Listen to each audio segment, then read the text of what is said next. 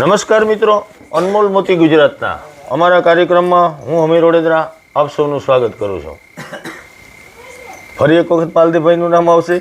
ફરી એક વખત એમનો જે આ ચિત્રકૂટ ધામ છે એમનો હારે હારે આપણે ચોખવટ કરવી પડે કે ફાર્મ હાઉસ છે, પરંતુ ત્યાં બેઠા છે ઘણા બધા કલાકારોને, ઘણા બધા માતાજીઓને અને ખૂબ બધો એમનો પરિવાર.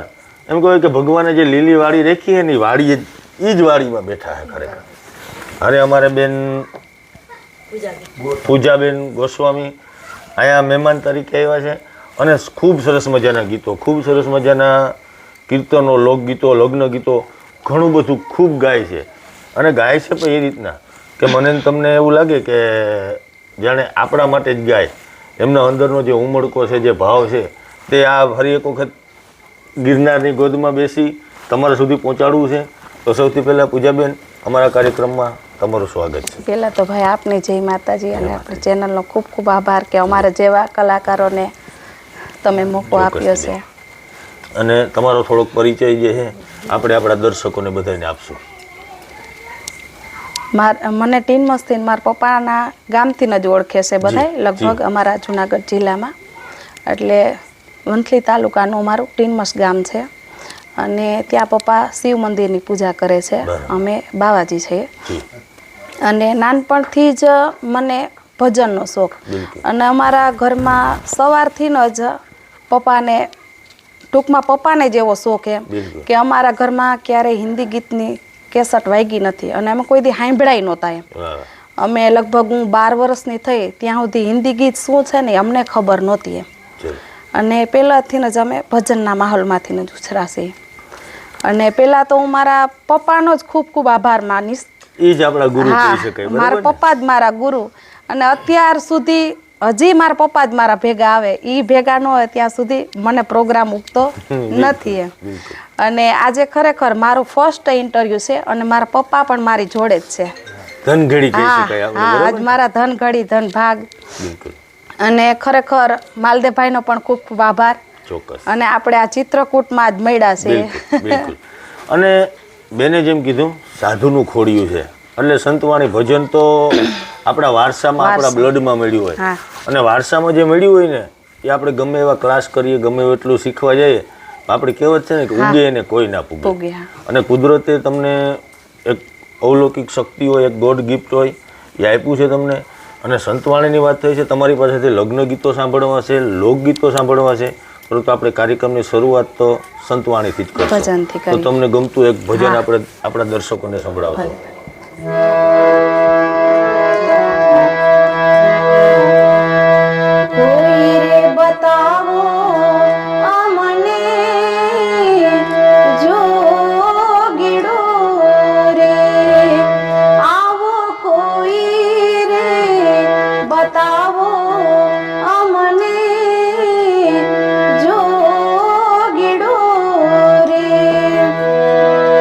જોગી મારી કાયાનો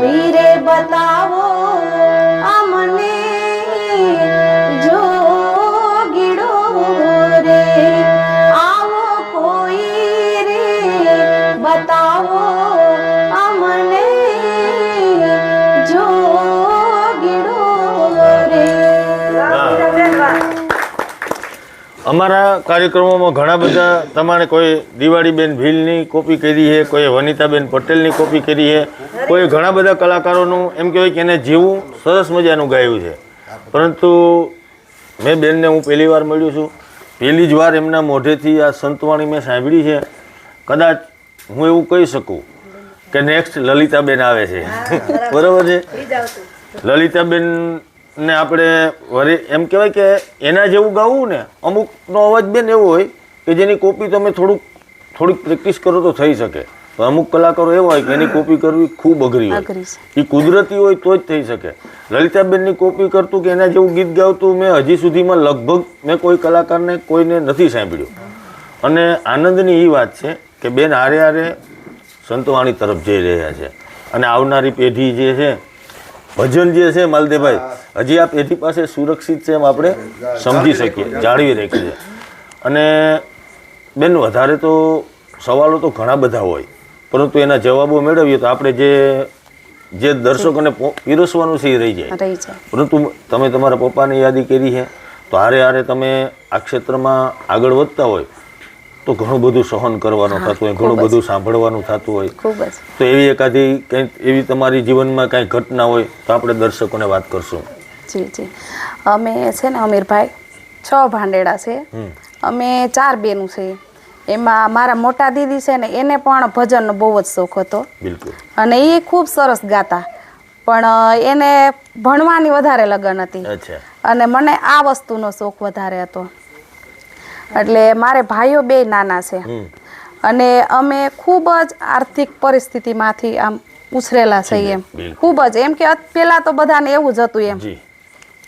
અને પછી તોય પપ્પાએ અમે કેટલી મહેનત કરીને પપ્પા એમ કે નહીં મારે મારી દીકરીને આગળ લઈ આવી જ છે. ઘણી બધી મહેનત કરી, ક્યારે અમે કોઈ દી ઓલું નથી કર્યું, પણ પપ્પાએ મારી પાછળ ખૂબ મહેનત કરી છે. અને ખૂબ જ અમે સંઘર્ષની જિંદગી જીવ્યા છે. અને એનું ફળ એ છે કે આજે તમને ઘણા બધા લોકો સાંભળે છે. તમારો એક તમે જે મહેનત કરી છે એનું ફળ મળે છે. તો બેન હવે તમને ગમતું કાંઈ ભજન આપણે દર્શકોને સંભળાવ્યું, હજી એકાદ ભજન આપણે કરશું, પણ વચ્ચે આપણે એકાદ લોકગીત આપણે દર્શકો સુધી પહોંચાડીએ, તમને જેવું ગમે એવું. પહેલા ભજન એક કરી દઈએ, પછી લોકગીત. બરાબર.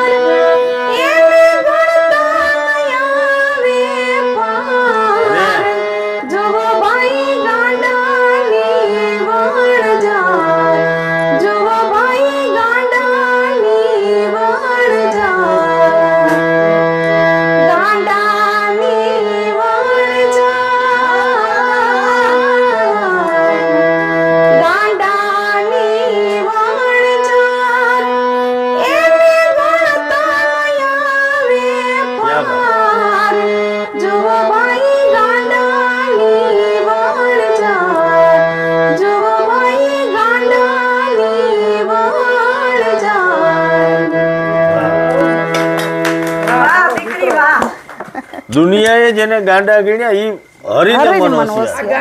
અને મને ખબર પડે બિલકુલ બિલકુલ એને મેં તમે એક આરતી બનાવી પોતે કે હાઈલાઇટ નથી મોબાઈલમાં એક તમને કે ક્લિપે મૂકેલી પછી ચેનલ વાહ અને પહેલી વસ્તુ એ છે કે દુનિયામાં માણસ અત્યારે આમાં ટકી રહેવું હોય ને તો મહેનત કરવી પડે, અને એના માટે સંતવાણી તરફ જવું ને એ આપણે બધે ગાંડા જ છે. અત્યારે આપણે અહીંયા બેઠા છે ને, અને એનો જે ઉપરવાળો છે ને એનું ફળ દરેકને આપવા બંધાયેલો છે, અને એના મોઢેથી કહીને ગયો હોય કર્મ કર અને તારું ફળ મળશે. અને બેન સંતવાણી બાદ જવું છે લોકગીત બાજુ. ચોક્કસ. તમને ગમતું કોઈ ગીત જે, પણ એ પહેલાં મારે વચ્ચે એ જાણવું છે કે મને આમાં કાંઈ ખબર નથી પડતા, ઘણી બધી મહેનત કરી લીધી છે, તો હાર્મોનિયમ મને ક્યારેય ના આવડ્યું, તો આ બધું શીખવા તમે તમારી રીતના શીખ્યા છો કે ક્યાંય ગયા છો? હું ક્યાંય નથી ગઈ ભાઈ, મારી રીતના જ મેં હાર્મોનિયમનો રિયાઝ કર્યો છે, ક્યાંય હું શીખવા નથી. બહુ સરસ. તો આપણે એક લોકગીત દર્શકોને બધાને સંભળાવશું. ચોક્કસ.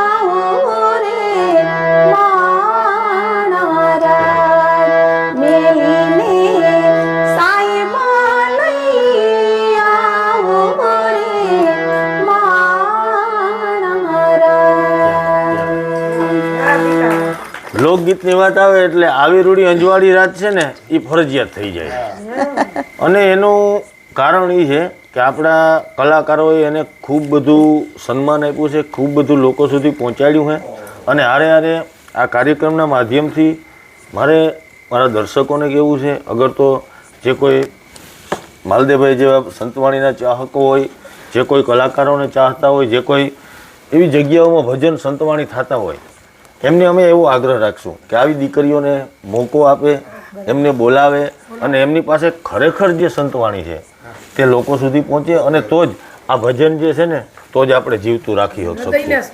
બિલકુલ. અને બેન તમને વાતો કરતી ફાવતું નથી, અને હું એકલો વાતો કરીને થાકી જાઉં, બરાબર? એટલે આપણે એવું કરીએ કે તમને ગમતું એક ગીત જ આપણે બધાને સંભળાવીએ, બરાબર ને? એટલે વધારે આનંદ આવશે. ભલે ભલે.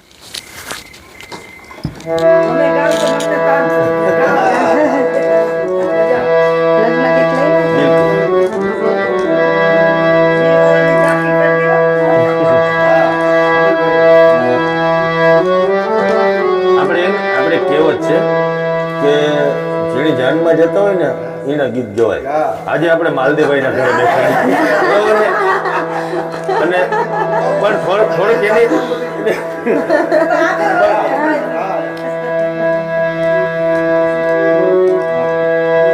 તમે નક્કી કરી લેજો,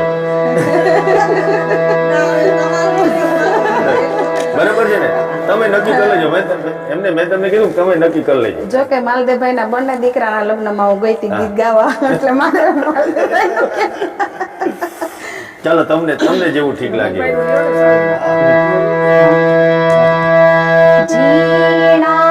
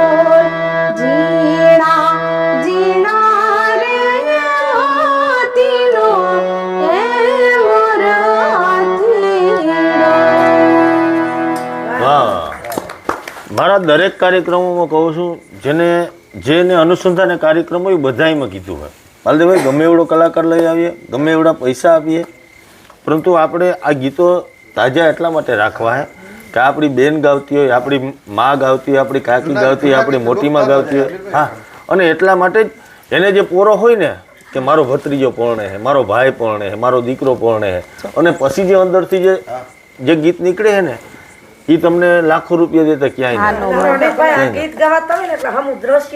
દ્રશ્ય દેખાય બિલકુલ અને બેન ઘણા બધા ગીતો તમારી પાસેથી સાંભળવા છે એકાદ ગીત આપણે કોઈ બેનભાઈને લાગુ પડતું હોય કોઈ તમને ગમતું હોય તો એવું ગીતે આપણે દર્શકો સુધી પહોંચાડી શકીએ અગર તો તમને ગમતું કોઈ પણ ગીત આપણે સંભળાવીએ હા તમને ગમવું જોઈએ કાંઈ પણ સંતવાણી કરીએ આપણે હા ભલે હા હા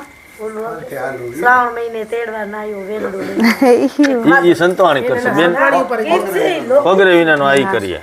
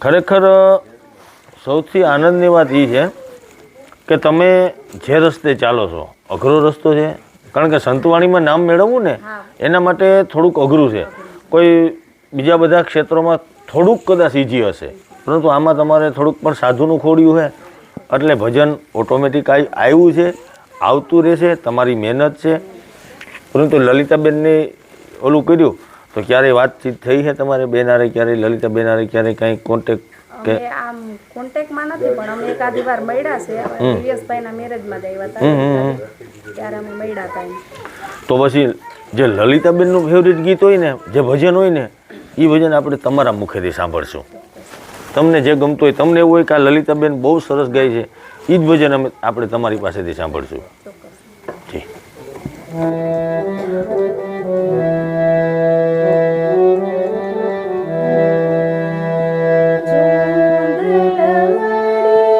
क्या बात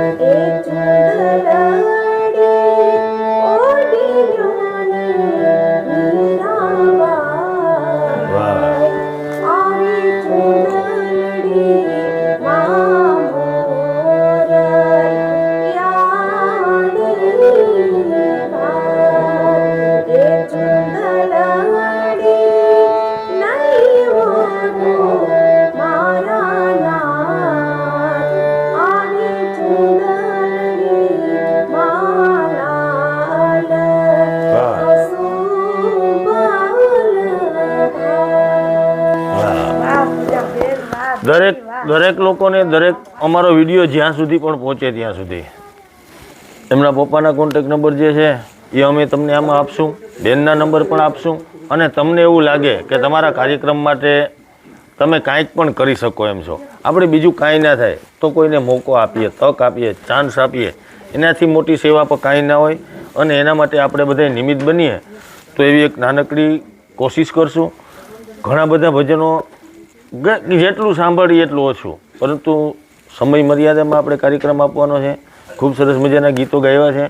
બેન, તમારા ભવિષ્ય માટે, ઉજ્જવળ ભવિષ્ય માટે તમને ખૂબ ખૂબ શુભકામનાઓ. ખૂબ આગળ વધો એવી માતાજી પાસે પ્રાર્થના કરશું. જય માતાજી.